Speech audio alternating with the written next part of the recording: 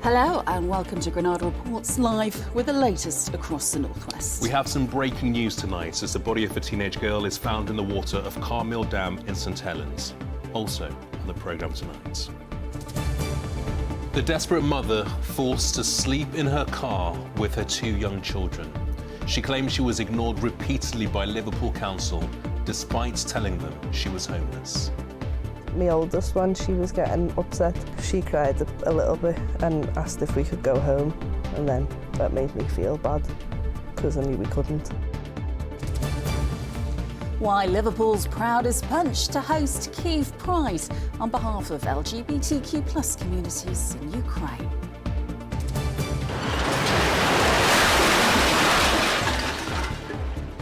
Finding treasure in trash. How one couple from Buxton are making thousands out of other people's rubbish. And in the weather, I think you know how the forecast is unfolding, but still all the details coming up.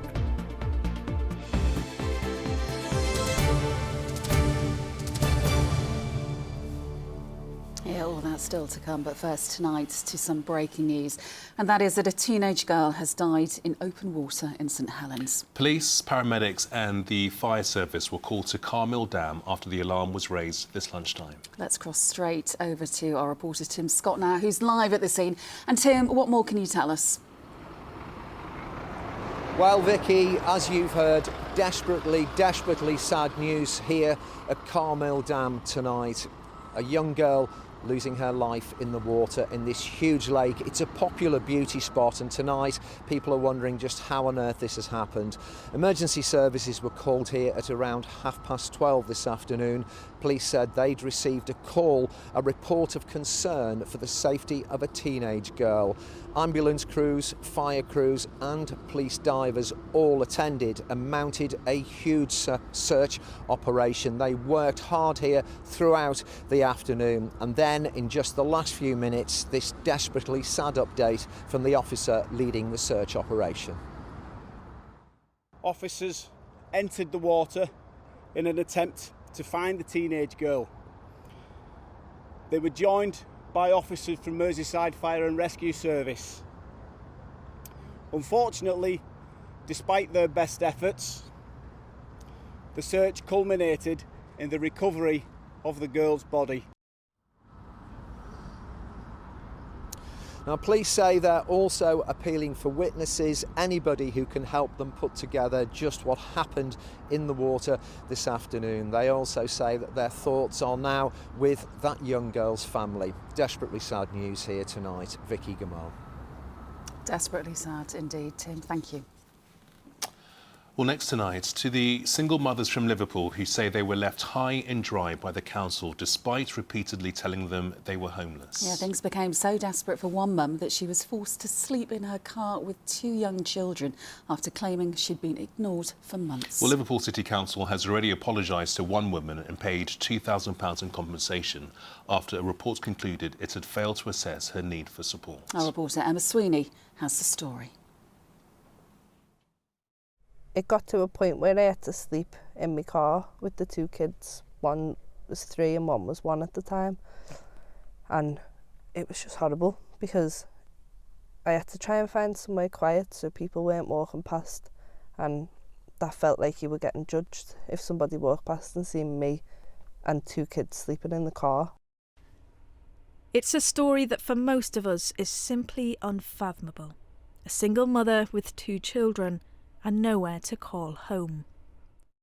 My oldest one, she was getting upset because she likes having a bed and the teddies and like being all cuddled up, and obviously she couldn't because she was sleeping next to me in the passenger seat. She cried a little bit and asked if we could go home, and then that made me feel bad because I knew we couldn't. For Sarah, whose real identity we're protecting, it was the lowest point in her 6-month homeless ordeal. For most of that period, she'd persuaded a friend to allow her and the children to sleep on a sofa. But that too had its limits. She's got a boyfriend herself and a young child, and she's only in a 2-bedroomed house, so it was just hard. She didn't want me there, even though she wanted to help me. But the place where Sarah really should have received help was from the local authority.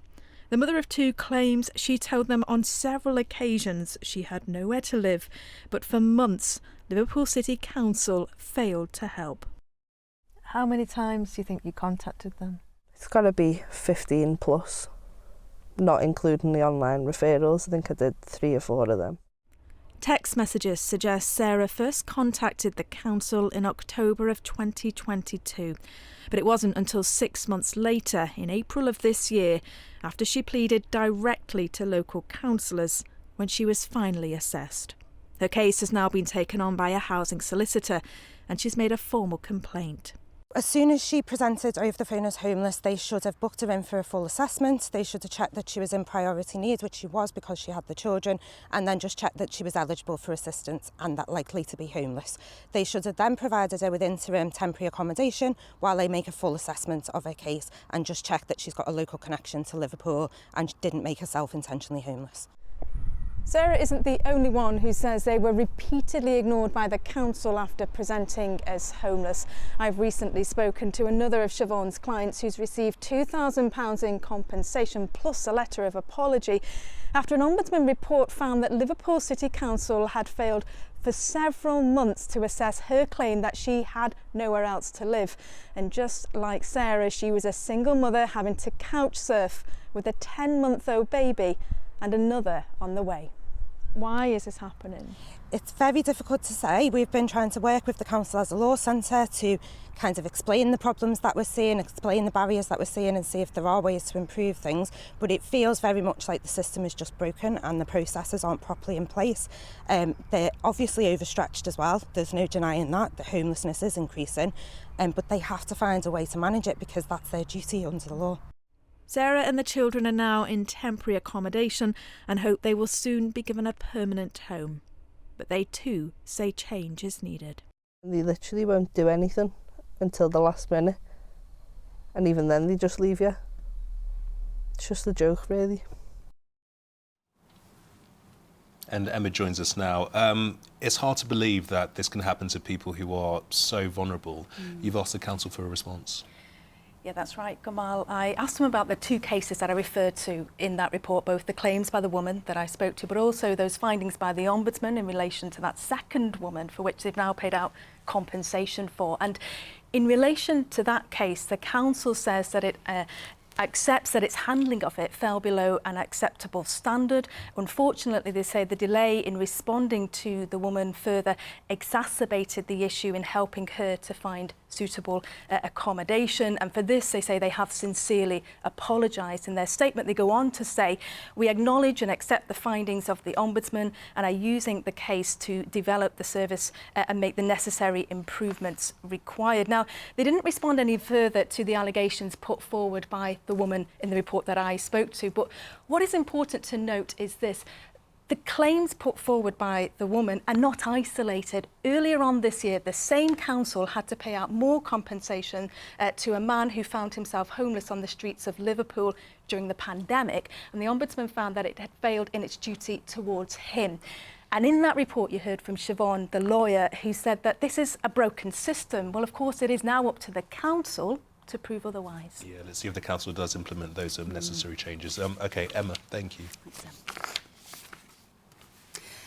Now, next tonight, police are questioning 2 teenagers after a man was stabbed to death in Greater Manchester. The 21-year-old died after a disturbance at a house on Kings Road in Old Trafford on Wednesday night. A 15-year-old boy has been arrested on suspicion of murder, whilst a 16-year-old boy was arrested on suspicion of possessing an offensive weapon. Police have recovered over 350 knives as part of a crackdown on knife crime in parts of Lancashire. The week-long campaign covered Blackpool, Fylde, Wyre and Morecambe. It included arrests, searches and knife amnesty bins. Campaigners are calling on farmers in the northwest to help preserve the region's hedgerows. Experts say they're home to thousands of endangered species of plants and animals. Figures show the UK's lost more than half of its hedges since World War II. OK, here's what's still to come on the ITV News at 6:30 with Mary. Coming up in the programme, tragedy in Bournemouth. A man is questioned in connection with the deaths of a 12-year-old girl and a 17-year-old boy. But it's still not clear exactly what happened. The findings of the latest search in connection with Madeleine McCann's disappearance. More bad news for homeowners. Prices fall at their fastest yearly rate for 14 years. And the remarkable rescue from Everest's death zone. Do join me for those stories and more at 6:30.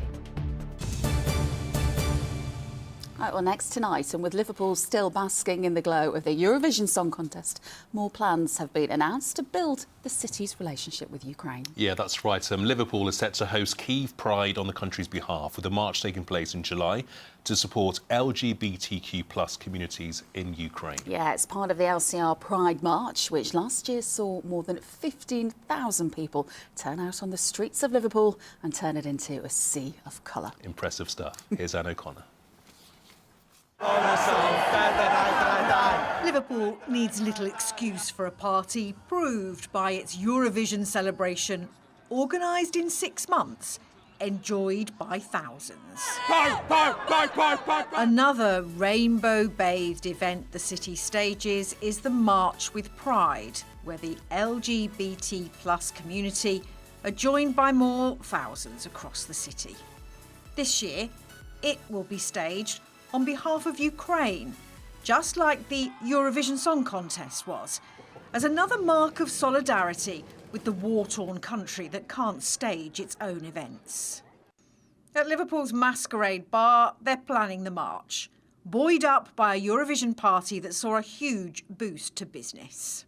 Every single year in Liverpool, we do the march for us sort of thing, and this time we're doing it for us as well as them, which is a nice...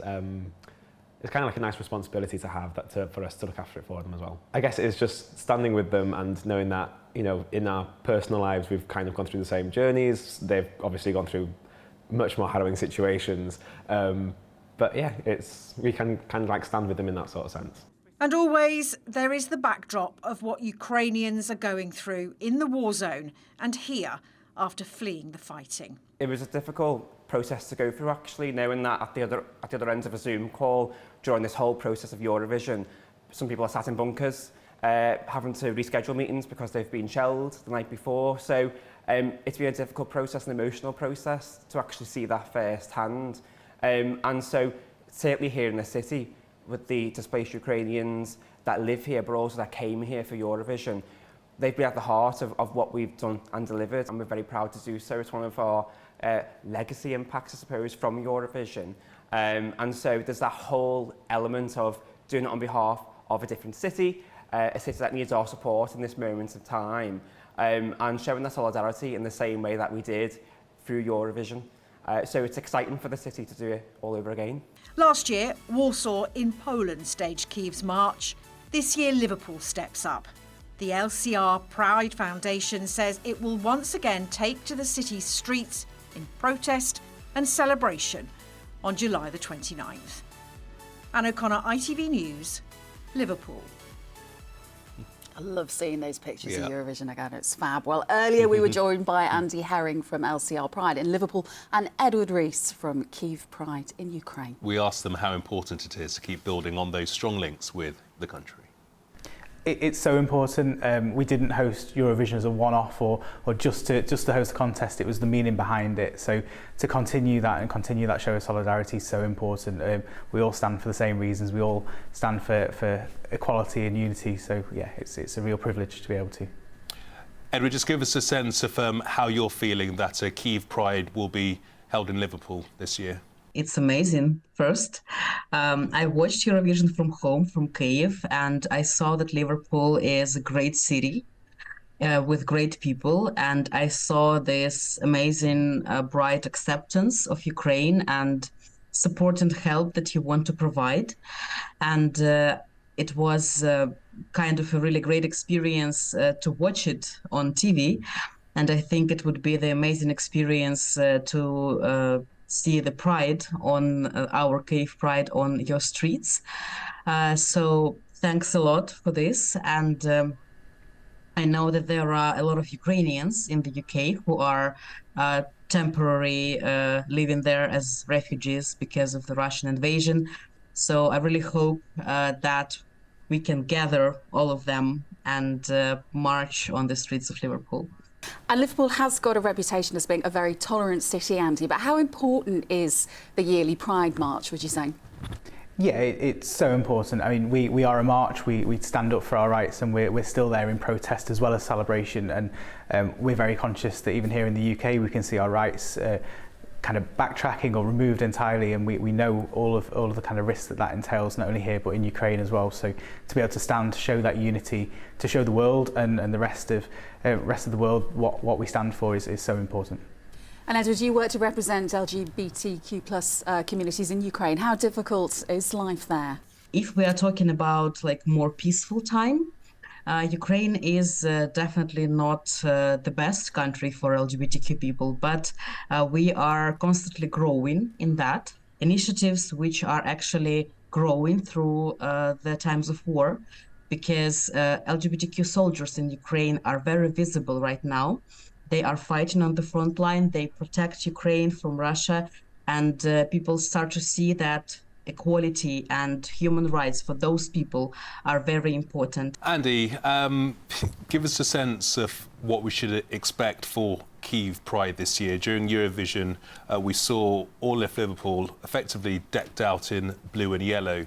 Will it be more of the same? Yeah, blue, yellow and rainbow, and it will be not only the show of solidarity, but for thousands of us taking to the streets to show that support and to stand up for those rights here and in Kyiv would be, it's going to be fantastic. Andy, Edward, thank you so much for chatting to us today. Thank you. Thank you. Yeah, Liverpool loves to party. You know they're going to pull off a good show, don't you? They will do Ukraine proud. They will. Yeah. Now, for the last 2 weeks, you've been voting for which community projects in the Granada region should win up to £70,000 as part of the People's Projects, a partnership between ITV and the National Lottery Community Fund. Well, the votes are in and counted, and Rachel Pritchard has been to visit our winning projects to give them the good news.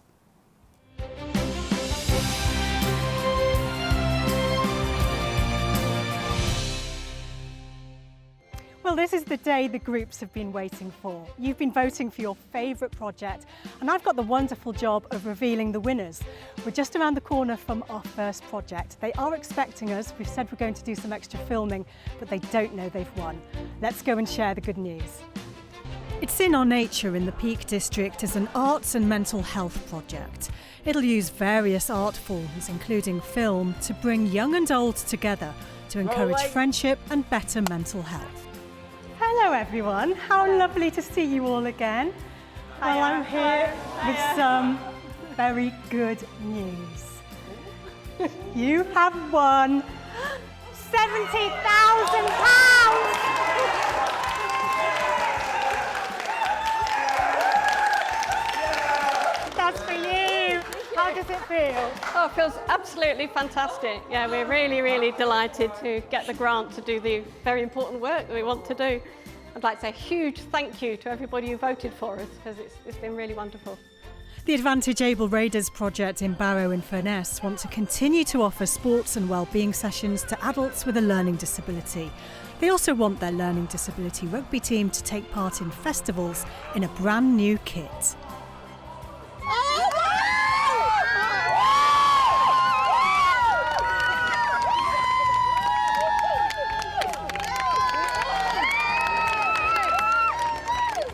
It's just amazing, absolutely. It means everything to us. To be able to continue to provide these sports sessions that mean so much to everybody, it's just amazing.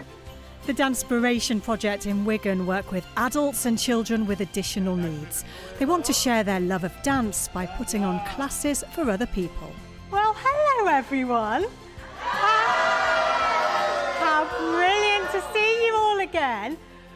Do you know what? I've got some excellent news. You are winners!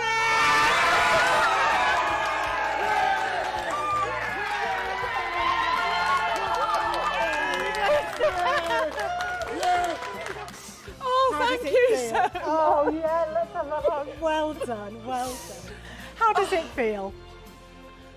Ooh, this is going to mean so much to so many people. We're going to be able to go out into the community, guys. They're going to be able to facilitate their workshops. they're going to be able to reach so many more people. We all can't thank everyone enough for all the votes, because I've been praying and we've all been wanting this for a long time. So having this dream come true is the world. Thank you!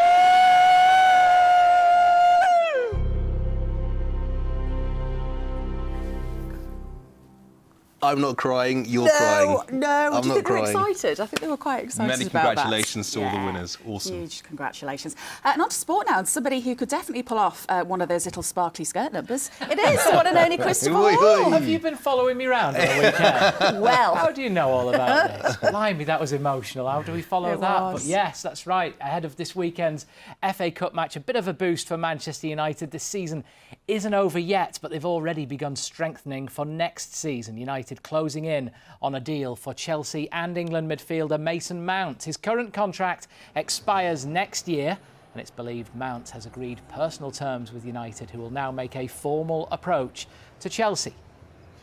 Manchester's Olympic BMX freestyle champion has been named in the Team GB squad for the European Games. Charlotte Worthington is one of the stars of the 178-strong squad, which is heading to Poland for the multi-sport games, which begin on June 21st. It's a chance to earn ranking points, which go towards qualification for next year's Olympics in Paris. Rugby League goes on the road too this weekend, with every Super League club heading to Newcastle. St James Park will stage the Magic Weekend for the third year running, with all 6 of this week's Super League fixtures happening over 2 days at the home of Newcastle United. It kicks off with Salford against Hull KR and Wigan v Catalan on Saturday, while on Sunday Lee face Wakefield, Warrington take on Hull and Huddersfield await champions St Helens. Yeah, it's a massive spectacle. Massive occasion. Obviously, it's a big stage, big stadium, and you know the place is going to be bouncing once all the fans are here. I'm really looking forward to it. This is my first time in the stadium today, and just seeing it's pretty impressive. So I can't wait to see what it's like once it's full of fans. Well, this weekend also sees the start of racing at the Isle of Man TT. Riders have been practising and qualifying on the famous course all week, with the races themselves getting underway this Saturday. It's expected to be the biggest TT festival in the event's history, with thousands of motorsport fans already flocking to the island from all over the world. We've been coming for 56 years. We just love it. We can't miss it. It's fast, it's loud, it's exciting. You'll not get as close to something as spectacular than if you come here. It's the first time I've actually watched the racing. It is terrifying. You can feel the vibrations of the bikes going past. I would say definitely come along and experience it. A successful TT for me would be ultimately everybody goes home uninjured. The race schedule, because we've got a new 10-race schedule for this year, that the race schedule runs the programme, and basically that everybody who comes to the TT enjoys the spectacle. I have to come here to see the bikes, the people. The atmosphere is brilliant. Can't get any better. Just come and it'll be the start of every year. It's amazing. It really is. It's the best place on earth. Yeah, always an incredible sight. The Isle of Man TT gets underway Saturday. Yeah, it's a thrilling watch. OK, Chris, cheers, thank you. Thanks, Chris. Well, finally tonight, the couple from Buxton who see value in other people's rubbish. Yeah, Melissa Drabble and her husband Mark have helped themselves through the cost of living crisis by going treasure hunting around the town. Yeah, the couple who also run a scrap metal yard share some of the best finds on their TikTok channel to their thousands of followers, and they are making some serious cash in the process. They certainly are. Here's Andrew Fletcher.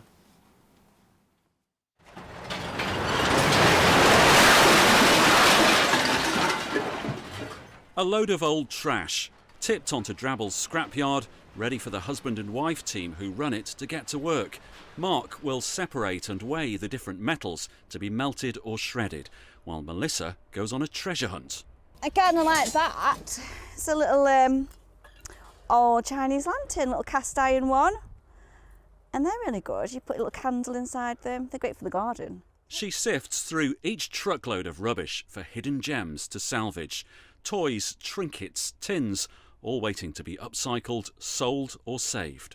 There's just so much stuff, isn't Yeah. there? You wouldn't believe that people would throw it away. Nowadays, with the internet and things, there's so many places you can research things, and it surprises us that these things are still being chucked away. It was during lockdown that Melissa hit upon a profitable sideline to the couple's expanding scrap business. She started selling items that she'd rescued from the scrapyard and gaining a big following on TikTok for videos of her quirkiest finds. Things I have found in our scrapyard part 1. Starting off with this beautiful sterling silver handheld mirror. I just love the simple but elegant design on the back. It has really cute details. The most shocking thing we found, actually, we found a Victorian military sword. Forget the sword in the stone, this is the sword in the scrap. The handle is made out of shark skin. And to this day, I still can't believe we found that, to be honest. Oh, a good one, that was a really unique find. Museum spec find. Melissa and Mark recently got married. Guests sat on salvaged iron chairs under a recycled marquee. A second-hand wedding for a couple who love to give old things a second life. Do you know what? Anything that can be reused is treasure. It's probably the most sustainable way of recycling. Magpie Mel. Yeah, Magpie Mel here. We are hoarders though, aren't we? Yeah. So that is kind of an aspect of being able to do this job. It might come in handy, you never know. Andrew Fletcher, ITV News. Magpie Mal, you're pretty good at finding treasure though. Not bad, not bad. Tell us about your castle. That's for another day. It's the weather then. Emma's got the weather. Mum, wet wipes, toilet or bin? Bin. Why? United Utilities sponsors ITV Granada weather. Hello there, hope you've had a super day today. What a day it was from the very start. Some glorious colours in the mix there. Beautiful spells of sunshine. I know sunshine isn't for everyone, and actually before too long we probably will be wishing that there is some rain in the forecast, but for the foreseeable future, certainly for the next 7 days, it looks like staying fine, dry, warm and sunny with high pressure to the northwest stubbornly in charge and dominating many parts of the British Isles. And of course yesterday we said bye-bye to May. It looks like it was a bit drier than normal, but with around as much sunshine as we'd expect for May. We'll firm up these statistics in the next few days. And of course, it is the first day of meteorological summer today. Now, don't get too scared when we say double the usual chance of a hot summer. Not necessarily talking extreme heat, but there is a probability of above average temperatures, and it's fairly even, Stevens, as to whether it's going to be a normal summer, whatever normal might be for the current climate. And you can see that this is the projected outlook, with high pressure generally to the north, low generally to the south, and that combination of winds rotating clockwise around the high and anti-clockwise around the low creates this southeasterly flow, and from that direction there's more likelihood of some thundery downpours over the summer. So we'll keep you posted as we go. That's just projections at the moment. As we rewind to the next few hours, you can see that cloud increases there from the east, pushing slowly westwards. A little bit breezy through the Irish Sea, so across the Isle of Man and at the coasts this evening and into the first part of the night. Then the wind eases down, and then into tomorrow the sun is up about 4:45 in the morning, and the sun, or the cloud actually, burns back more readily than it did today. There'll be lots more sunshine than there was today. Some really hot temperatures and high UV, and continuing that way for the next few days. Cleaned up well. United Utilities sponsors ITV Granada weather.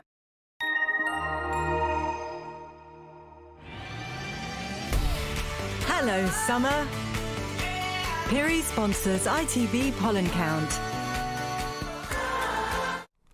On then to the pollen report now. We're in the throes of the grass pollen season. Counts generally high over the next few days. Also 1 or 2 pockets of tree pollen, mostly oak, which are airborne. That's it for now. You're fully up to date. Bye-bye. Now, you may be aware that Manchester is brimming full of musical talents for the next few days. And last night, Coldplay honoured one Mancunian who was very special to them. Yeah, that's right. During their gig at the Etihad, the band thanked Debs, a woman who told them they'd be the biggest band in the world after seeing them at their first gig in this city in 1998, the Cuba Cafe. That's all on our website, itv.com/Granada. What a special moment for her. We shall see you tomorrow. Enjoy your evening and the sun. Bye-bye. We will. Good night. We will.